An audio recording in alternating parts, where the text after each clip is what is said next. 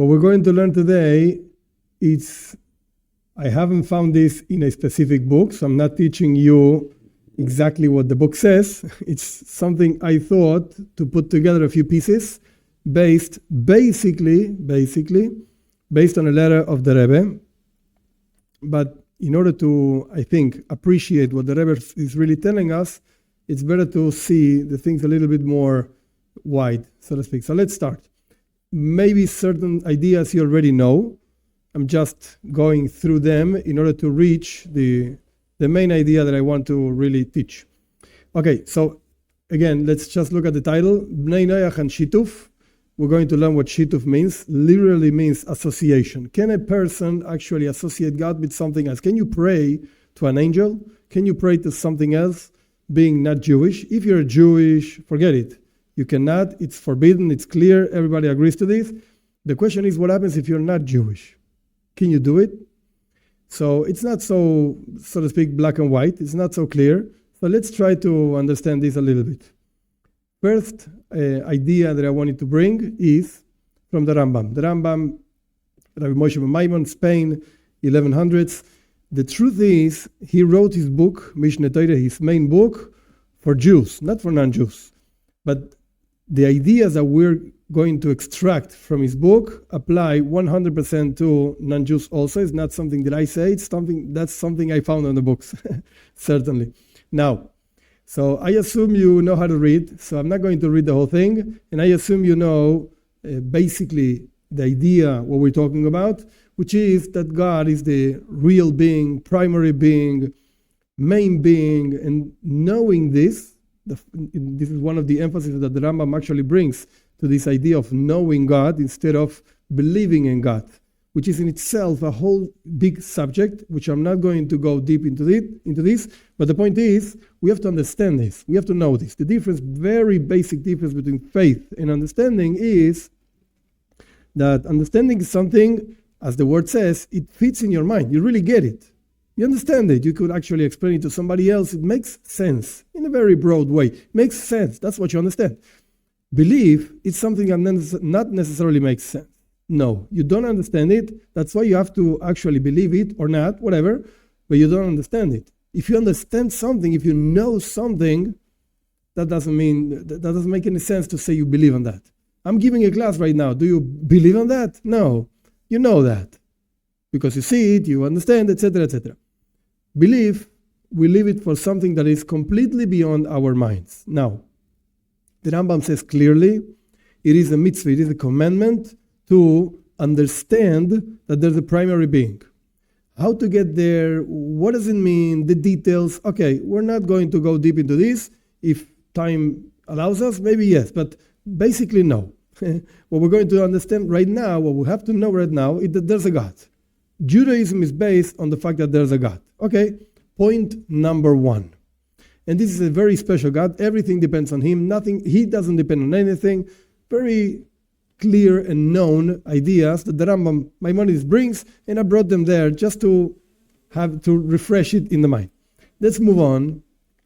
This is also basically known from the Rambam and from the principles of Judaism. God is one. This thing, existence, as the Rambam calls it, that we understood by learning the previous slide. And again, I didn't go deep into understanding that there's one God. You can find rational ideas of how to look at the world around you in a very, even scientific eyes, and know that God is there, the one that orders everything. Okay, that's a different class, so to speak. The point is that this God is one, not two, not three, etc. He is one, and this is one of the things that we cannot necessarily completely understand. That's already a matter of faith. As the Rambam himself, he writes that this oneness of God is unified in a manner which surpasses any unity that is found in the world. Like, you're not going to understand it. I mean, not you, me neither. We don't understand exactly what it means. But this is what Judaism is based on. God is one. Now, the next paragraph is not really from the same book.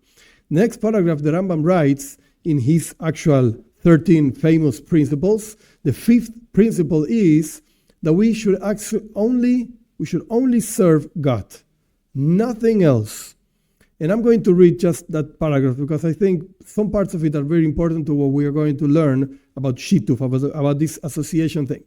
Now, God is again the only one that it should be served and exalted, etc., and make His greatness known, like published to everybody, like Avraham did, that God is one, etc., etc.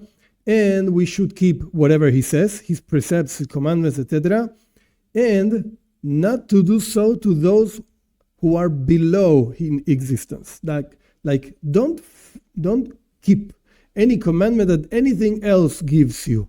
A star, an angel, it doesn't matter. Why? Why not? Like they're powerful and great, and the Rambam writes, because they are all actors by nature. I just translated it from the original Hebrew one. Actually, the original was in Arabic, but I don't know Arab, so whatever. They're actors by nature. What does that mean? They have no judgment or choice. An angel can't choose to give you something or not give you something. We learned about this in the previous class. So in any case, why would you pray to that? Doesn't make any sense. He can't give you or not, retain or whatever. And also, and this is also what the Rambam writes, it is also not appropriate to serve them as intermediaries, Shituf, to approach Him. Why should you pray to an angel to ask God to give something to you, or to do something for you, etc.?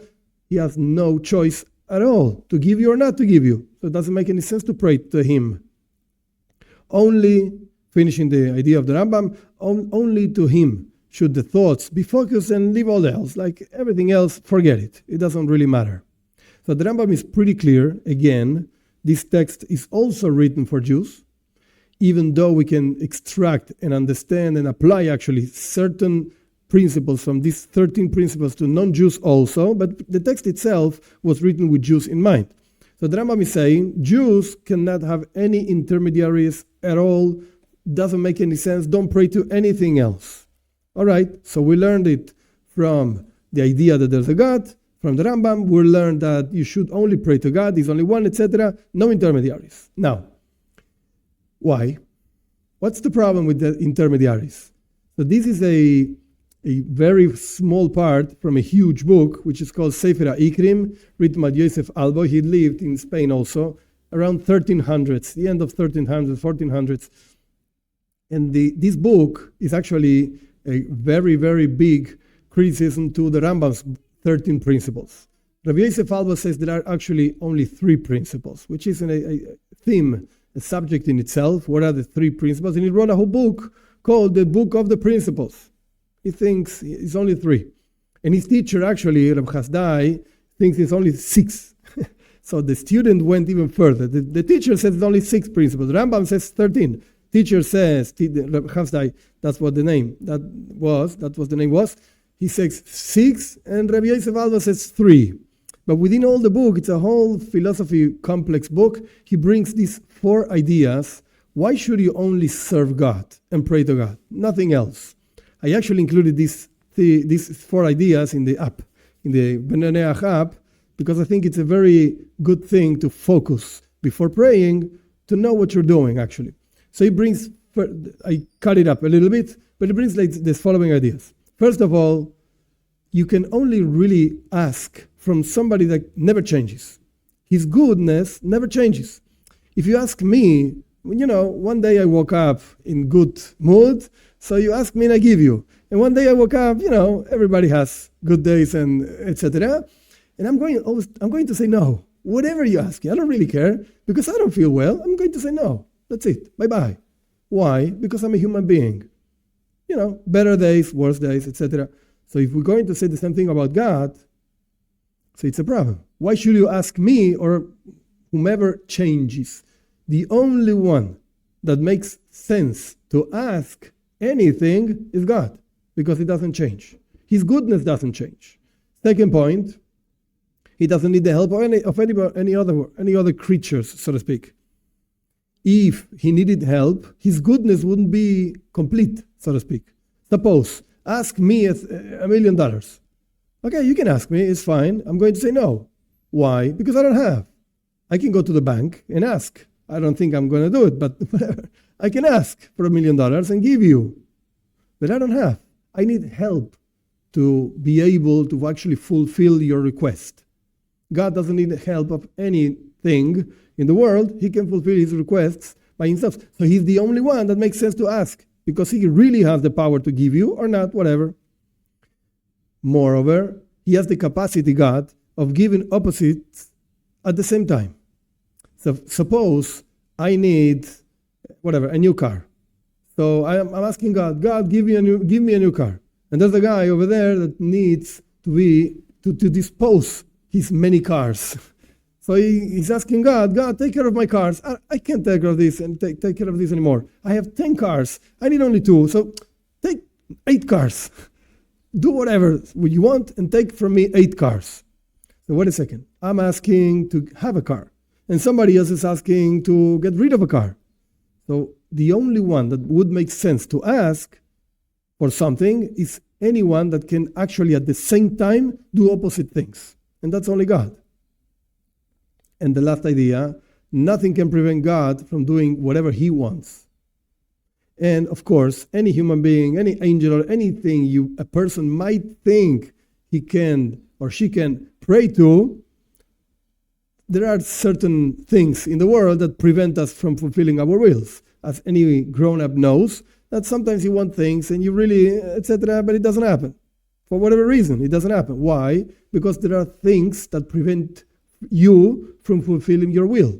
But there's nothing that prevents God from fulfilling his will. That's why we only pray to him, nothing else. Any intermediary, as we're going to learn deeply, basically speaking, we're going to really delve into that. Any other intermediary does not fulfill these 4 reasons. If anything fulfills a few of them, it doesn't really matter. If you don't get the 4 of them, so that's it. You're not an entity that makes sense to ask from it at all. Now, let's move on. Now we can understand a little bit more what is Shituf. In this particular slide, I know it has a lot of text, and there's another one with a lot of text. That's not a good practice, but I think it's useful to really know where we're standing. What's going on over here? First of all, what does it mean, Shituf? Association. Association is the idea that God delegates his power in something else, in a different thing, whatever that is. Call it angel, call it constellations, call it stars, I don't care. Call it whatever you want. But that's what Shituf means. In other words, Shituf doesn't mean, association doesn't mean that there's no God. We already learned there's a God. That's why I started with that in the Rambam. There's a God. He's one. He's the only one. He's the powerful, etc., etc.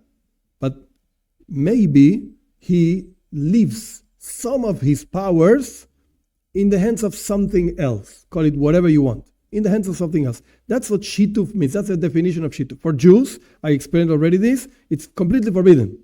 But for non-Jews, what about it? Okay, so let's see a few sources. First of all, let's go to the Sefer HaChinuch. Sefer HaChinuch is a book of education. That's what it's called. The true author, nobody really knows. The tradition is that it's Rebbe Aaron Alevi, year 1300s, Spain. He writes a book with all the 613 commandments. I really recommend reading this book because you really get an idea, not deeply, but an idea of what the commandments are, what the Torah is really talking about, what does it want from a person. That's the Sefer HaChinuch. And when he's discussing the idea that God is one, he mentions this point. The commandment of unification of God. That we are commanded to believe that God is one, actually. This is the master of everything. He is one without any association. In what consists the idea of God being one? That there's nothing that is close to him, nothing that is comparable to him, nothing on which him delegated any power or any of his, let's call it quote-unquote light, whatever, holiness or whatever you want to call it. So it seems from the Sefer HaChinuch, and interestingly speaking, he talks quite a lot about Bnei Noach, not using the word Bnei Noach, he calls them Umois HaOlam, the nations of the world. And in many of the commandments, he says, this also applies to the nations of the world, etc. Like in belief of God, etc. But right now, talking about unity, oneness of God, he clearly says, nobody should serve God with any association at all. So apparently, according to the Sefer HaChinuch, I'm using the word apparently because it's not 100% clear. You could really understand it in a different way, because you could say he's talking about Jews. Okay, well, whatever the reason might be, apparently the Sefer HaChinuch holds that nobody, no Jews and not non-Jews, should actually do Shituf, should pray to God or something else, apparently. Now, there's another proof, very interesting, that you could also explain it in a different way. It's back and forth, whatever. Naomi, this is a story of Ruth. Ruth was actually the great-grandmother of David HaMelech, King David. She was not Jewish, and she converted. Actually, the Talmud learns most of the laws of conversion. How does a person enter, whatever, the covenant, the Judaism, whatever you want to call it, how does a person become Jewish? We learn it from Ruth, from her, and her interactions with Naomi, which was her mother-in-law. Now, when Ruth actually wanted to go with Naomi to the land of Israel, Naomi tried to push away Ruth. Don't come with me. This is not for you. You don't need this. We can't do this. We cannot do that. We cannot do this. And Ruth continuously said, yeah, it's okay. It's fine, to the point that she converted. And she came back with Naomi to the land of Israel, and the whole story, it doesn't really matter right now. But one of the things that Naomi tells Ruth, hey, you should know that we cannot do idolatry. That's what Naomi tells Ruth. And she says, yeah, I know, it's fine. I'll go anyway. Now, the question is, wait a second. Ruth, let's suppose, okay, we know she was not Jewish, but there are 7 commandments for Bnei Noach, for all humankind. One of them, I would say maybe one of the main ones, is the prohibition of idolatry. Didn't Ruth know this? Why would Naomi tell Ruth, look, if you're going to be Jewish, you cannot do idolatry? Wait a second, if you're not Jewish, you cannot do idolatry either. So why should Naomi tell this to Ruth? Doesn't make any sense. You can't do idolatry anyway, Jewish or not Jewish.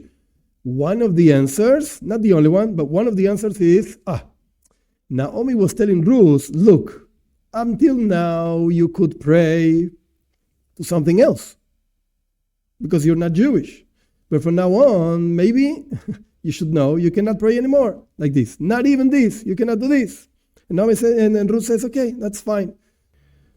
The most famous, this is the last paragraph, the most famous proof of the idea that non-Jews can do Shituf, can actually pray to something else besides God, believing that there's a God, but something else also, comes from, I wrote over there the commentaries, it's many places actually that say this, but to the point, it goes so far that it's brought down in the Code of Jewish Law.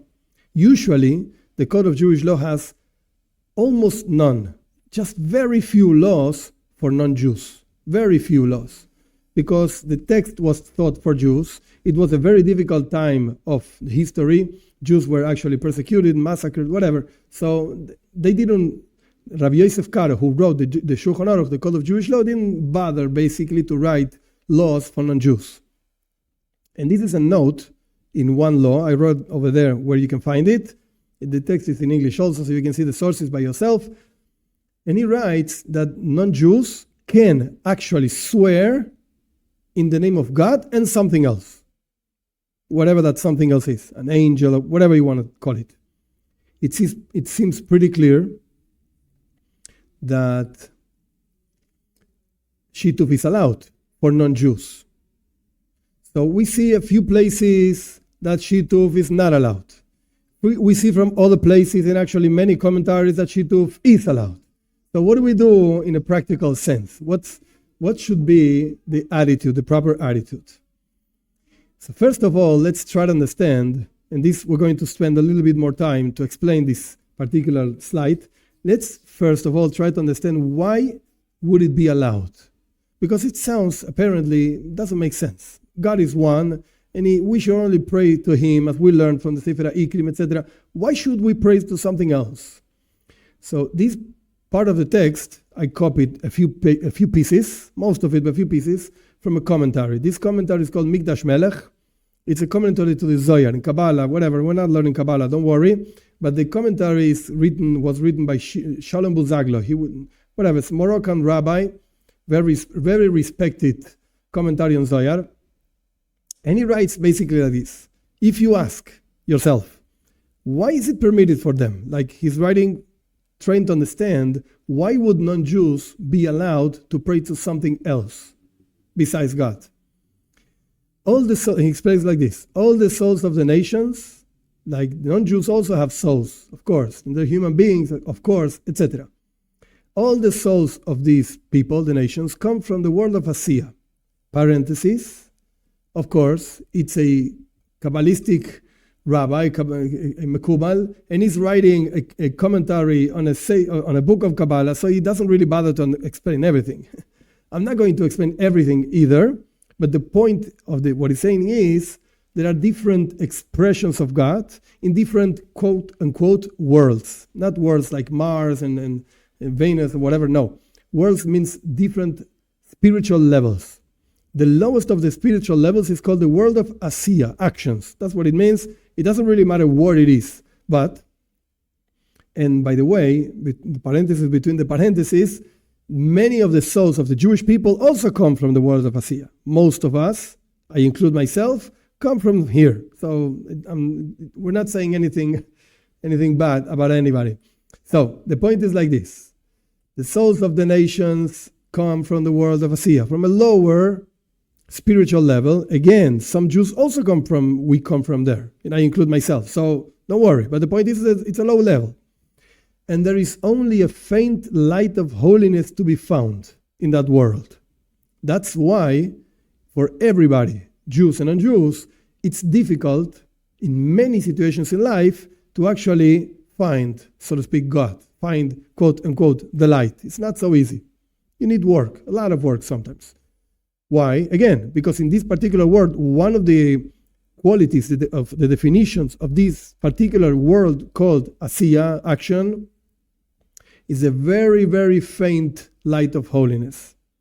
And therefore, because there is this light of holiness that shines, so to speak, from God,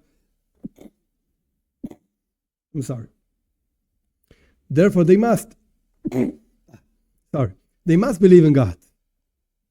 Because, after all, God is found, and He's there. And if you really dig deep, you're going to find it. It's difficult, but you're going to find it. And even non-Jews can also dig deep, and you're going to find him, certainly. But, however, the flow of energy to them, godly energy to the non-Jews, flows from the appointed ones. He's talking about 70 angels that God, Sefer Daniel, the book of Daniel also talks about this. The 70 angels that actually rule over the 70 nations. It's true that today we don't know who is who and which nation do we belong to. It's not that I was born in Argentina and therefore there's an angel called Argentina. No, in the book of Daniel, there was no Argentina and no whatever, no United States, no nothing like that. So he talks about other kinds of nations, but the point is that there are 70 angels that rule over the world, basically. Because God delegated His energy to them, and the energy to the world and to the nations comes from these angels, through these angels, not from them, from God, through these angels. Therefore, since there is some kind of relationship between the nations and these angels, therefore, each nation, each person belongs to each nation, and they are subject to them. And therefore, it would not be forbidden to pray to them. That's what this commentary writes. That's the idea behind, the mystical idea behind why it would not be forbidden. Is it a good thing? Okay, we'll learn in a minute. But at least we can understand why it's not forbidden. Okay, let's move on. Another idea of understanding this, there's a letter, I based this idea on a letter from the Rebbe, where the Rebbe received a very interesting question. And he answered this question through this paragraph, basically, that I copied over here, at least a part of it. The Rebbe received a very interesting question. The question is, to understand it, I'll change a little bit the ideas just to be a little bit more clear. But the question is as follows. Can we compare the honor that non-Jews can give, not have to give, can give, as we learned? Not that they are commanded to do Shituf, as we're going to learn in a minute, but they can do it. There's a reason, there's a logic why they could do it. Can we compare that to honoring parents?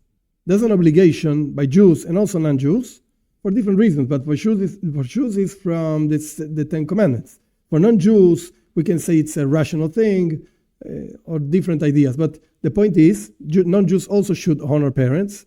The question is, wait a second, we should only honor God. Why honor your parents? The real one that gives you life is God. Even the Talmud says this, like father puts some parts of a life, of a child, and the mother puts another part, but God gives the soul. That's the main thing. Otherwise, it would be a dead body. So why should we honor parents? Actually, all the honor is to God. In order to understand that, that's basically the question that the Rebbe received. And the Rebbe completely rejected this idea.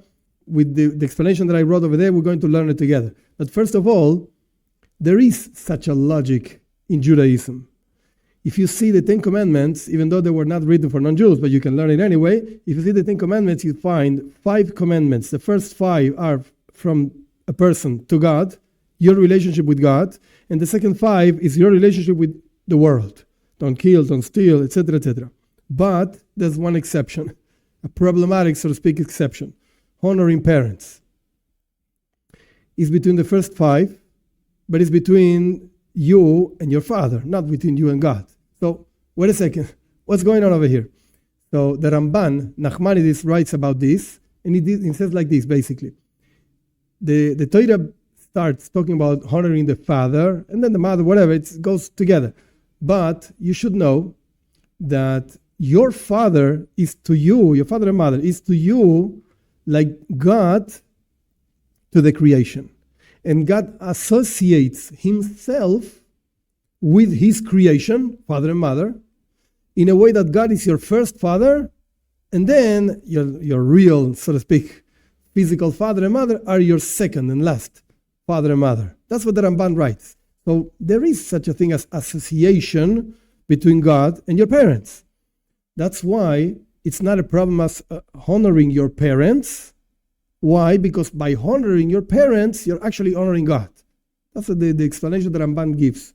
So that's why this person asked the Rebbe, maybe the non-Jews could serve, so to speak, pray, etc., to the angels. Why? Because by praying to the angels, it's like praying to God. Because after all, who gave the power to the angels? God.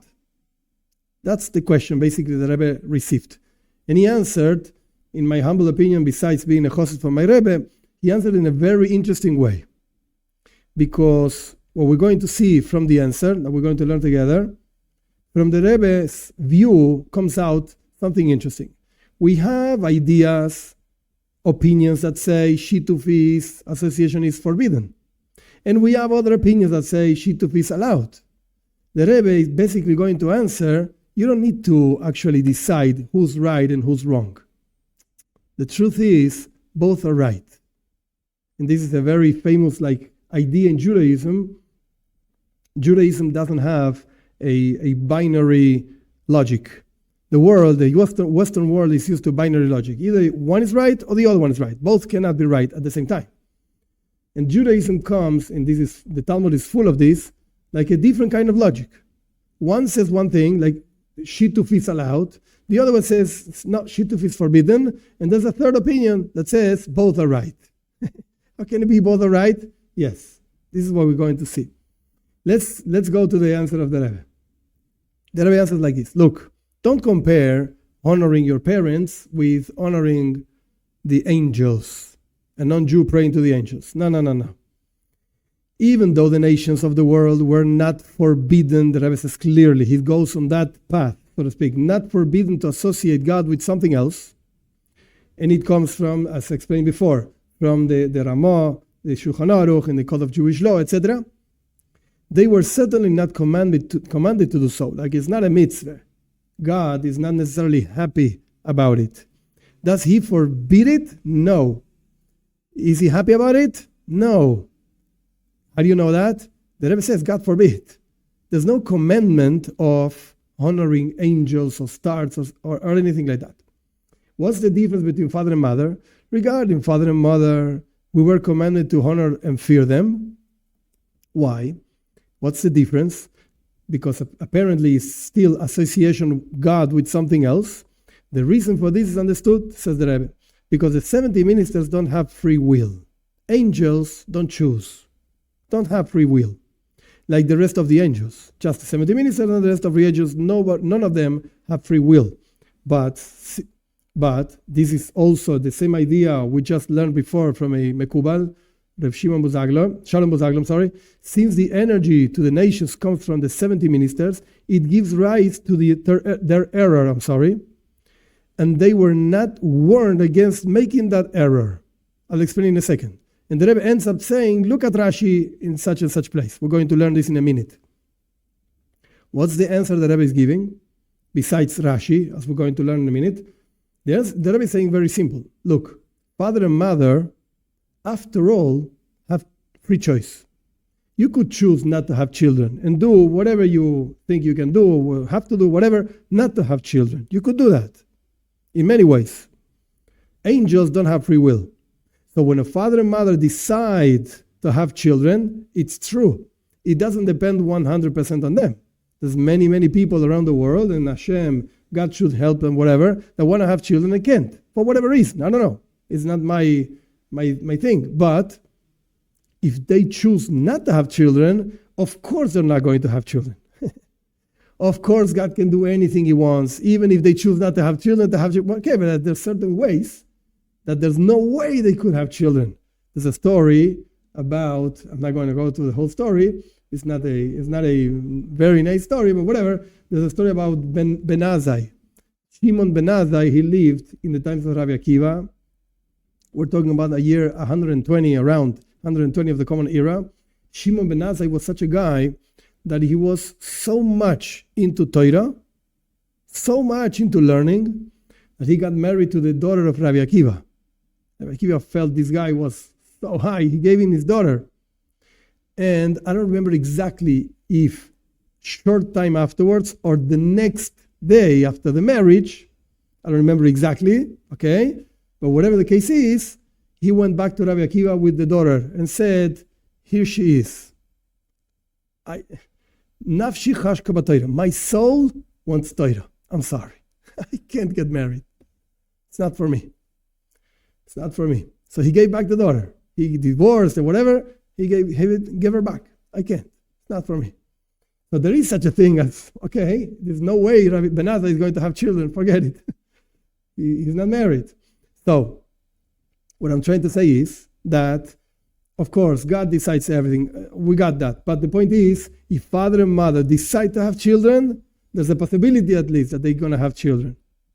But angels, there's not even a possibility that they have free choice. That's why, even though God did not forbid the non-Jews praying to angels, he did not forbid that. Why? Because their energy actually comes to the world, to them, through the 70 nations. They might make a mistake on that, and God did not warn them about this mistake. Now, I actually went a little bit forward in my explanation, and probably you already sensed some of this. I said that the Rebbe wrote over here, God forbid, we're not actually commanded to do Shituf. And from this Rashi, as we're going to learn in a minute, now actually, we'll see that not necessarily this is an attitude that God really enjoys.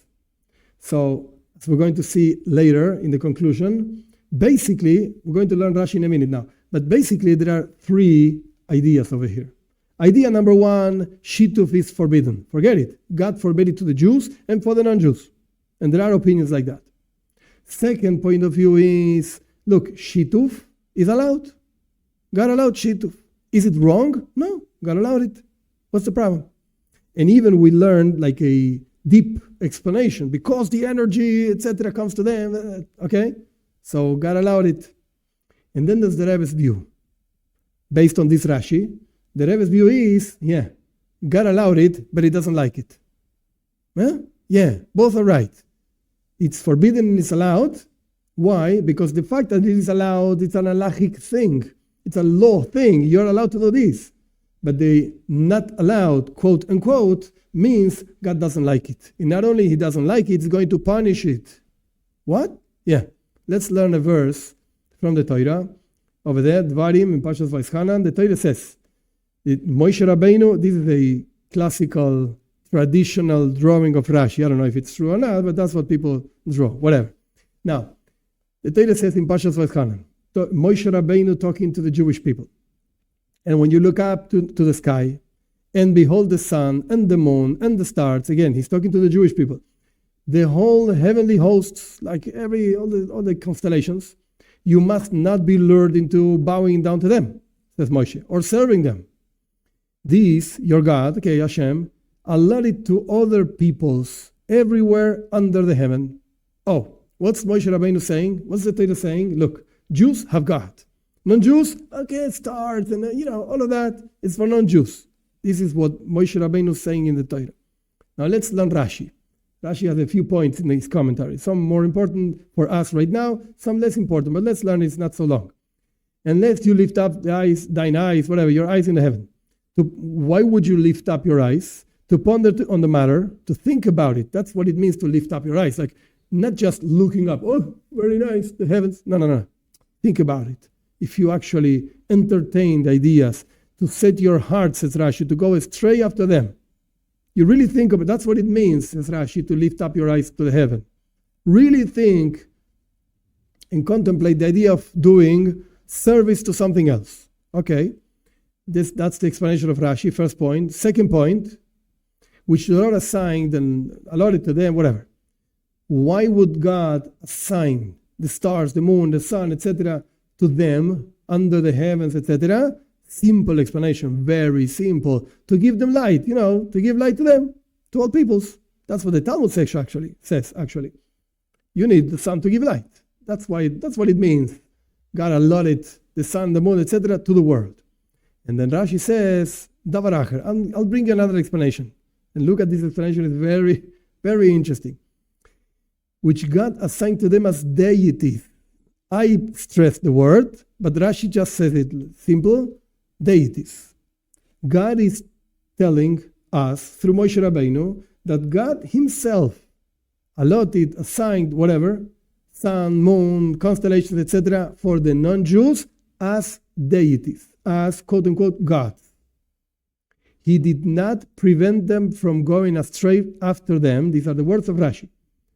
But he allowed them to err, to sleep, through vain speculations. Like think about it, like we just learned in the previous Rashi, lift up your eyes to heaven, quote unquote, think about it, and you might make a mistake. Yeah, really, you might make a mistake. Why would God not, why would God allow you to make a mistake in order to drive them out of the world, says Rashi. Very strong words. I'm going to punish you for that, says God. I don't like it, but I'm opening you, so to speak, the door to make the mistake. And you might make the mistake. And if you, again, quote unquote, lift your eyes to heavens, you might make the mistake. Oh yes, I'm not preventing you, says God.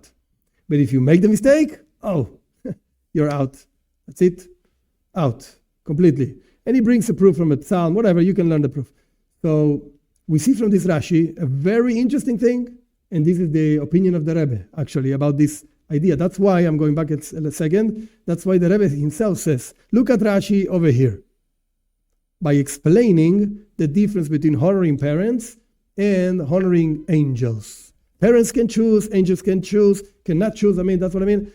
So the Rebbe is saying, you know what? You want to understand what about Shituf and non-Jews? God allowed it, but he doesn't like it. So we learned that there's such a thing as an attitude that God allows, but it doesn't like. So, conclusion.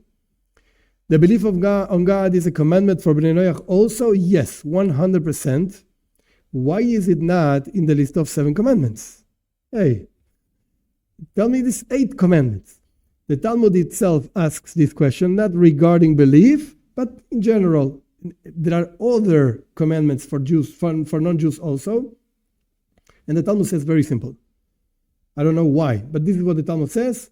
Look, our sages enumerate only the prohibitions. They did not enumerate the positive commandments. Again, I don't know why, but this is what the Talmud says. So this is one of them, believe in God. Is it a commandment? And I mean with the full meaning of the word. Commandment means God is telling you to do such and such thing. Is it a commandment for Bnei Noach? Yes. In what consists the commandment of believing in God, thinking about Him, and going as deep as you can, as deep as your mind can go in understanding, and I stress this word, understanding from the Rambam, it's not my word, Leida. You should know that there's one existence, etc.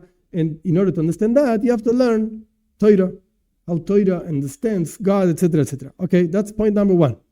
Now, this belief includes many things. It's not just saying, okay, there's a God. No, there's much more to that. And I just brought a few examples that I took from this other book, Sefer Mitzvahs Hashem, very interesting book. He says, for instance, non-Jews should believe in unity also. We can argue later, believe, understand, okay, that's a different thing, but basically this belief in God includes many things. What? Unity. There's only one God, and His unity is in a way that nobody can understand His unity, etc., etc. The world, it's a new thing, it's a created thing. The world is not eternal. The world is not like science. Some scientists want to say, some of them, not all of them, that the world is eternal, the universe is eternal, etc. No. One of the details within the mitzvah, the commandment, with the full word mitzvah from God, order, etc., to non-Jews is to believe in the renewal of the world.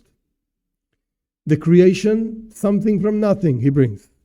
Like, there's no primordial, eternal matter that God made the world from. No. God made the world something from nothing. Punishment and reward. God punishes bad behavior, rewards good behavior. It's one of the principles of Judaism also. Divine providence. God takes care of every single creature in the world. And if you learn actually Hasidus, the Hasidic thought, it goes really deep. The Baal Shem Tov had a very, very interesting opinion on what it means, divine providence, and this applies also to non-Jews. So these are a few details that this mitzvah, this commandment of believing in God includes. Now, what about Shituf? Again, some opinions will tell you it's forbidden. Some opinions will tell you it's allowed, and it's very interesting that Hasidus quotes in most of the places the opinion that says it is allowed. And the Rebbe brings as far as I understand it, the way I understand it is, it's like a genius view about it. Both are right.